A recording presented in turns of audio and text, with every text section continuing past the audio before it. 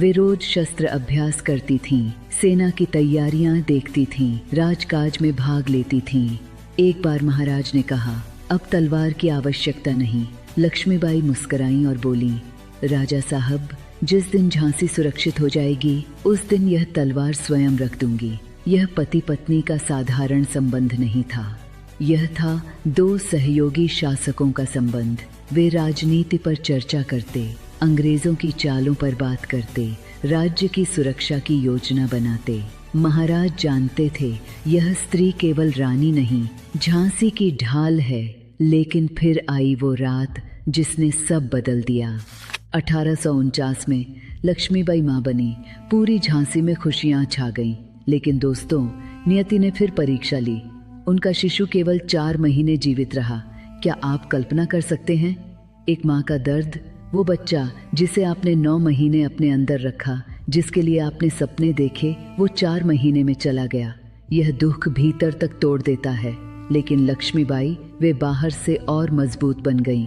1851 में दामोदर राव को गोद लिया जाता है और लक्ष्मीबाई उसे सिर्फ गोद नहीं लेती, वे उसे गढ़ती हैं, स्वयं घोड़े पर बैठाती हैं, तलवार छूने देती हैं और कहती हैं, राजा बनने से पहले अच्छा इंसान बनना सीखो। उनके लिए दामोदर केवल पुत्र नहीं था, वह झांसी का भविष्य था। लेकिन फिर 1853 में महाराज गंगाधर राव का देहांत हो जाता है।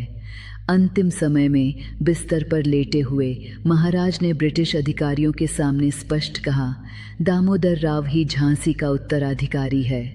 लेकिन अंग्रेज कब मानने वाले थे? कुछ ही दिनों बाद एक अंग्रेज अधिकारी कागज लेकर आता है। ठंडी निर्दयी आवाज में कहा जाता है, ईस्ट इंडिया कंपनी दत्तक पुत्र को नहीं मानती, झांसी अब ब्रिटिश साम्राज्य की संपत्ति है। दोस्तों, उस क्षण को महसूस कीजिए। एक रानी जिसका पति गुजर गया, बेटा गोद लिया हुआ, और अब उसका राज्य, उसका घर छीना जा रहा है। उस क्षण लक्ष्मीबाई न रोती हैं, न चिल्लाती हैं। वे उठती हैं, सीधे अंग्रेज अधिकारी की आंखों में देखकर कहती हैं, मैं अपनी झांसी नहीं दूंगी। यह वाक्य केवल विरोध नहीं था, यह थी युद्ध की घोषणा। अगर अभी तक आपको गूज बम्प्स नहीं आए हैं तो शायद आप सो रहे हैं। लाइक कर दीजिए इस वीडियो को और कमेंट में लिखिए, मैं अपनी झांसी नहीं दूंगी। अंग्रेजों ने सोचा था कि एक विधवा रानी क्या कर लेगी, लेकिन उन्हें नहीं पता था कि उनका सामना घायल शेरनी से हुआ है। लक्ष्मीबाई ने सेना संगठित की, महिलाओं की टुकड़ी बनाई, युद्ध कौशल सिखाए, किले की मरम्मत करवाई, हथियार इकट्ठे किए। और दोस्तों, यहाँ एक और कहानी है जो आपको चौंका देगी।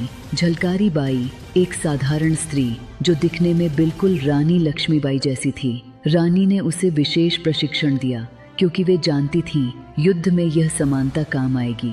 यह योजना बाद में झांसी को बचाएगी। फिर आया वो साल 1857। पूरे भारत में विद्रोह की आग फैल गई। मेरठ, दिल्ली, लखनऊ, कानपुर, हर जगह अंग्रेजों के खिलाफ विद्रोह। और झांसी में रानी लक्ष्मीबाई एक रानी से सेनापति बन चुकी थी। मार्च 1858 में ब्रिटिश जनरल ह्यू रोज विशाल सेना के साथ झांसी की तरफ बढ़ता है। 12,000 सैनिक, आधुनिक हथियार, तोपखाना, और झांसी में केवल 1500 सैनिक। 12,000 बनाम 1500, असंभव लड़ाई है ना?